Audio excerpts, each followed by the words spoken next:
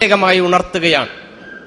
അങ്ങനെ ഉള്ള ഒരു സദസ്സാണ് ഇവിടെ സംഘടിപ്പിക്കപ്പെട്ടിട്ടുള്ളത്. എന്റെ മുസ്ലിം സഹോദരന്മാരോട് പറയാനുള്ളത്, ഇവിടെയുള്ള എല്ലാ പ്രസ്ഥാനക്കാരും പറയുന്നത് ഞങ്ങൾ ഖുർആനിലേക്ക് ക്ഷണിക്കുന്നു എന്നാണ്. ഖുർആനിലേക്ക് വരിക, ഹദീസിലേക്ക് വരിക എന്നാണ് പറയുന്നത്. മുജാഹിദ് പ്രസ്ഥാനത്തിൽ വിശ്വസിക്കുന്ന ആളുകൾ പറയുന്നത് നിങ്ങൾ ഖുർആനിലേക്ക് വരൂ, ഹദീസിലേക്ക് വരൂ എന്നാണ്. എന്നാൽ ഇതേ വാദം തന്നെയാണ് ജമാഅത്തെ ഇസ്ലാമിക്കാരനും പറയുന്നത്. ഖുർആനിലേക്ക് വരൂ, ഞങ്ങൾ വാദിക്കുന്നത് ഖുർആൻ അനുസരിച്ചാണ്, ഞങ്ങൾ പറയുന്നത് ഹദീസ് അനുസരിച്ചാണ്. മുജാഹിദ് വാദിക്കുന്ന വാദത്തിവൻ ആയത്തോതുന്നു, അവൻ ഹദീസ് ഓതുന്നു.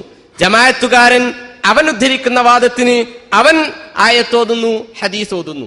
അപ്പോഴാണ് ഖാദിയാനി വരുന്നത്.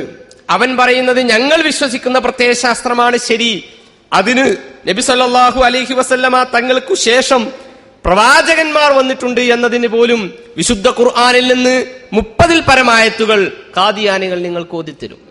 അപ്പോൾ അവൻ ഓതുന്നത് ഖുർആനാണല്ലോ, ഇവൻ പറയുന്നത് ഹദീസാണല്ലോ എന്ന് പറഞ്ഞ് നമുക്കവരെ നമ്പാൻ പറ്റുകയില്ല.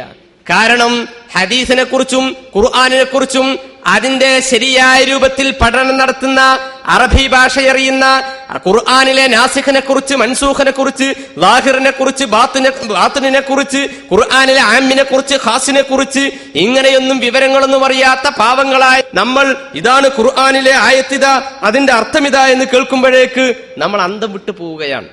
അപ്പൊ നിങ്ങൾ ചോദിക്കും, സുന്നികളും പറയുന്നത് ഖുർആനിലേക്ക് വരൂ, ഹദീസിലേക്ക് വരൂ എന്നല്ലേ? അപ്പോൾ എന്താണ് ഒരു വ്യത്യാസം? വ്യത്യാസമുണ്ട്. എന്താണ് വ്യത്യാസം എന്നറിയുമോ? മുജാഹിദ് പറയുന്നത് ഇതാ ഞാൻ പറയുന്ന ഖുർആനിലേക്ക് വരൂ, ജമാഅത്തെ ഇസ്ലാമിക്കാരൻ പറയുന്നത് ഞാൻ മനസ്സിലാക്കിയ ഖുർആനിലേക്ക് വരൂ, ഖാദിയാനി പറയുന്നത് ഞാൻ മനസ്സിലാക്കിയ ഖുർആനിലേക്ക് വരൂ എന്നാണ്. ഇങ്ങനെ പറയാമായിരുന്നു എപ്പോൾ നബി സല്ലല്ലാഹു അലൈഹി വസല്ലമ തങ്ങൾക്ക് അവതീർണമായ ആ വിശുദ്ധ ഖുർആനില്ലേ, അത് അന്തരീക്ഷത്തിലൂടെ പാറി വന്ന് നമ്മുടെ ഓരോരുത്തരുടെയും കയ്യിൽ കിട്ടിയതായിരുന്നുവെങ്കിൽ ഞാൻ എനിക്ക് കിട്ടിയ ഖുർആൻ നോക്കട്ടെ, എന്നിട്ട് എനിക്കെങ്ങനെയാണ് മനസ്സിലായത് അതനുസരിച്ച് ഞാൻ ദീൻ മനസ്സിലാക്കട്ടെ എന്ന് എനിക്ക് പറയാമായിരുന്നു. നിങ്ങൾക്ക് പറയാം എനിക്ക് കിട്ടിയ ഖുർആൻ ഞാൻ നോക്കട്ടെ എന്നിട്ട് ഞാൻ മനസ്സിലാക്കട്ടെ എന്ന്. എന്നാൽ വിശുദ്ധ ഖുർആൻ അങ്ങനെയല്ല നമുക്ക് കിട്ടിയിട്ടുള്ളത്. മറിച്ച് ഒരു പരമ്പരയിലൂടെയാണ് നമ്മുടെ കയ്യിലേക്ക് അത് വന്നിട്ടുള്ളത്. സഹാബാ കിറാമിലൂടെ, താബിഈകളിലൂടെ, താബിഈ താബിഈകളിലൂടെയാണ് വിശുദ്ധ ഖുർആൻ നമ്മുടെ കയ്യിലെത്തിയിട്ടുള്ളത്. അപ്പോൾ സുന്നികൾ പറയുന്നത് ഖുർആനിലേക്ക് വരൂ, ഹദീസിലേക്ക് വരൂ എന്ന് തന്നെയാണ്. പക്ഷേ ഞാൻ മനസ്സിലാക്കിയ ഖുർആൻ അല്ല, മറിച്ച് സഹാബത്ത് മനസ്സിലാക്കിയ ഖുർആൻ, താബിഈകൾ മനസ്സിലാക്കിയ ഖുർആൻ, താബിഈ താബിഈകൾ മനസ്സിലാക്കിയ ഖുർആൻ, ആ ഖുർആനിലേക്ക് നിങ്ങൾ വരൂ എന്നാണ് പറയുന്നത്. അപ്പോൾ പിന്നെ ഒരാൾ വന്നിട്ട് ഒരായത്തോതുന്നു. എന്താ അവൻ ആയത്തോതുന്നത്?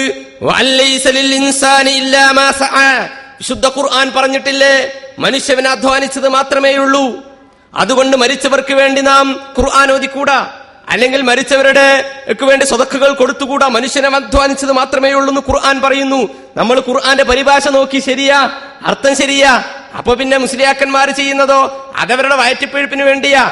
എന്താ മുസ്ലിയാരെ ഇതിന് തെളിവുണ്ടോ എന്ന് ചോദിക്കുമ്പോ മുസ്ലിയാരി ഷാഫി ഇമാമിന്റെ കിതാബാണ് ഉദ്ധരിക്കുന്നത്.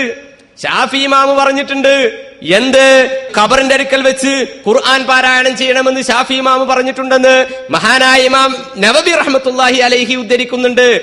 അപ്പോ ഷാഫി ഇമാമിന് മനസ്സിലായിട്ടില്ല, ഞാൻ ഖുർആൻ നോക്കിയല്ലോ, അപ്പൊ എനിക്ക് മനസ്സിലായത് ഇങ്ങനെയാണ് എന്ന് പറയുന്ന ധിക്കാരമുണ്ടല്ലോ, അതിന്റെ പേരാണ് വഹാബിസം എന്ന് പറയുന്നത്, അതിന്റെ പേരാണ് മൗദൂദിസം എന്ന് പറയുന്നത്. നമ്മൾ ചിന്തിക്കേണ്ടത് എന്താ? ഷാഫി ഇമാം ഖുർആൻ കണ്ടിട്ടില്ലേ? കണ്ടിട്ടുണ്ട്. ഷാഫി ഇമാം ഹദീസ് കണ്ടിട്ടില്ലേ? കണ്ടിട്ടുണ്ട്. പിന്നെ എന്തേ ഷാഫി ഇമാം അങ്ങനെ പറഞ്ഞത്? ഷാഫി ഇമാം ഖുർആനിന് അർത്ഥം മനസ്സിലാക്കിയത് നമ്മുടെ ചെറിയ ബുദ്ധിയെ കൊണ്ട് മനസ്സിലാക്കിയത് പോലെയല്ല. ഷാഫി ഇമാമന ആയത്ത് കണ്ടിട്ടുണ്ട്, മറിച്ച് മരിച്ചവർക്ക് ഗുണം കിട്ടുമെന്നതിന് ഹദീസും അതുപോലെയുള്ള മറ്റു പ്രമാണങ്ങളും കണ്ടിട്ടുണ്ട്. അതുകൊണ്ട് ഷാഫി ഇമാം അതിനെ ശരിയായ രൂപത്തിൽ വ്യാഖ്യാനിച്ചു, നമ്മൾ അതിനെ നമ്മുടെ ചെറിയ ബുദ്ധി കൊണ്ട് വ്യാഖ്യാനിച്ചു. മഹാന്മാരായ പണ്ഡിതന്മാർ, ഇമാം റാസിയെ പോലെയുള്ള പണ്ഡിതന്മാർ, ഇമാം ഖുർത്തുബിയെ പോലെയുള്ള പണ്ഡിതന്മാർ എത്ര വിശാലമായിട്ടാണ് വലൈസ ലിൽ ഇൻസാനി ഇല്ലാ മാ സഅ എന്ന ആയത്തിനെ വിശദീകരിച്ചത്. ഓരോ വാക്കിനും അവർ അർത്ഥം കൊടുത്തു. അൻ, ലൈസ, ലി, ഓരോന്നും ഇങ്ങനെ വ്യാഖ്യാനിക്കുമ്പോ ലിൽ ഇൻസാൻ, അൽ ഇൻസാൻ, ഇങ്ങനെ ഓരോന്നും പദാനുപദമായി നമ്മൾ വിശദീകരിക്കുമ്പോ നമ്മൾ വൈജ്ഞാനികമായ പുതിയ ഒരു തലത്തിലേക്കും ലോകത്തിലേക്കും എത്തിപ്പെടുകയാണ്. അവിടെ നമ്മൾ ചെറിയതാവുകയാണ്. പക്ഷേ നമ്മുടെ വിജ്ഞാനത്തിന്റെ കുറവ് കൊണ്ട് നമ്മൾ ഷാഫി ഇമാമിനെ കവലകളിൽ തിരുത്താൻ പോകുമ്പോ അവിടെയാണ് ഈ സമൂഹം ജീർണത അനുഭവിക്കുന്നത് എന്നാണ് എന്റെ സദസ്സിനോട് എനിക്ക് പറയാൻ തോന്നുന്നത്. അതുകൊണ്ട് നമ്മൾ മനസ്സിലാക്കേണ്ടത്, ഒരു ആയത്ത് കാണുമ്പോ, ഒരു ഹദീസ് കാണുമ്പോ, ഓ ഇങ്ങനെ ആയത്തുണ്ടല്ലേ എന്ന് പറഞ്ഞു എന്നാൽ ഞാൻ മുജാഹിദാവുകയാണ്, അല്ലെങ്കിൽ ഞാൻ ഖാദിയാനിയാവുകയാണ്, അല്ലെങ്കിൽ ഞാൻ ചേകനൂരിയാവുകയാണ് എന്ന് പോകുന്നതിന് മുമ്പ് ഈ ആയത്ത് ഖുർആനിൽ ഇപ്പൊ അവതരിച്ചതാണോ? മുമ്പൊന്നും ഇങ്ങനെ ഒരു ആയത്തില്ലേ? ഷാഫി ഇമാം ഇത് കണ്ടിട്ടില്ലേ? നവവി ഇമാം ഇത് കണ്ടിട്ടില്ലേ? വമ്പ്രന്തങ്ങൾ ഇത് കണ്ടിട്ടില്ലേ? ഉമർ ഖാദി ഇത് കണ്ടിട്ടില്ലേ? മഹാനായ സൈനുദ്ദീൻ മഖ്ദൂം അൽ മഅ്ബരി ഇത് കണ്ടിട്ടില്ലേ? അവരൊന്നും കാണാതെ നമ്മൾ എങ്ങനെയാണ് ഈ ഖുർആൻ നമ്മുടെ സവിധത്തിലേക്ക് എത്തിയത് എന്ന് ചിന്തിക്കാനുള്ള ഒരു ചെറിയ ബുദ്ധി സാധാരണക്കാരനായ സുഹൃത്തെ നിങ്ങൾക്കുണ്ടായിക്കൂടെ? തീർച്ചയായും ഉണ്ടാക്കാൻ സാധിക്കും. അതുകൊണ്ട് ഇവരൊക്കെ മനസ്സിലാക്കിയ ഒരു തത്വത്തിനെതിരായി ഒരു ഖുർആനോ ഒരു ഹദീസോ കാണുമ്പോഴേക്ക് നമ്മൾ പേടിക്കരുത്, മനസ്സിലാക്കണം. ഒരു ചെറിയ ഉദാഹരണം പറയാ. സാധാരണ മുജാഹിദ് സുഹൃത്തുക്കൾ ഓതുന്ന ഒരു ഹദീസ് ഉണ്ട്. എന്താ? ലാ തംനഉ ഇമാ അല്ലാഹി മസാജിദ് അല്ലാഹ്, അല്ലാഹുവിന്റെ പള്ളികളെ അടിമകളായ സ്ത്രീകൾക്ക് നിങ്ങൾ തടയരുതേ. അപ്പോൾ പെണ്ണുങ്ങൾക്ക് പള്ളി തടയരുതെന്ന് അള്ളാന്റെ റസൂല് പറയുന്നു, തടയണമെന്ന് സുന്നികൾ പറയുന്നു എന്ന് പറയുമ്പോൾ നമ്മൾ മനസ്സിലാക്കണം, ആരാണ് പെണ്ണുങ്ങൾ പള്ളിയിൽ പോകരുതെന്ന് പറയുന്നത്? അത് മഹാനായ ഇമാം ഷാഫി റളിയല്ലാഹു അൻഹു ആണ്. ചിന്തിക്കണം, ഷാഫി ഇമാം ഈ ഹദീസ് കണ്ടിട്ടില്ലേ? ഉണ്ട്. ഷാഫി ഇമാം ഈ ഹദീസ് കണ്ടിട്ടുണ്ട്, വിശദീകരിച്ചിട്ടുണ്ട് എന്ന് മാത്രമല്ല ഈ ഹദീസ് വിശദീകരിച്ചു കൊണ്ടാണ് ഷാഫി ഇമാം സ്ത്രീകൾ പള്ളിയിൽ പോകരുതെന്ന് പറയുന്നത്. ഞാൻ മനസ്സിലാക്കണം, നമ്മൾ മനസ്സിലാക്കണം. ഇപ്പൊ ഷാഫി ഇമാം കാണാത്ത ഹദീസ് കാണുവാനുള്ള വിവരവും ബുദ്ധിയും വിവേകവും നമുക്കില്ല എന്ന് മനസ്സിലാക്കാനുള്ള ഒരു വിനയമുണ്ടല്ലോ, ആ വിനയമാണ് സുഹൃത്തെ നമ്മൾ ആർജിച്ചെടുക്കേണ്ടത്. ഷാഫി ഇമാമിനെ നരകത്തിലേക്ക് തള്ളിക്കൊണ്ട് സ്വർഗത്തിൽ കടക്കുവാനുള്ള ധിക്കാരം അള്ളാഹുവിന്റെ മുമ്പിൽ വിലപ്പോവുകയില്ല, ഒരിക്കലും വിലപ്പോവുകയില്ല. ഈ ചെറുതാവാനുള്ള മനസ്സ് എവിടെയുണ്ടാകുമോ അവിടെ സുന്നിയത്തുണ്ടാകും. ധിക്കാരവും ഔദ്ധത്യവും എവിടെയുണ്ടാകുമോ അവിടെ സുന്നിസത്തിൽ നിന്നുള്ള വേർതിരിയൽ ഉണ്ടാകും.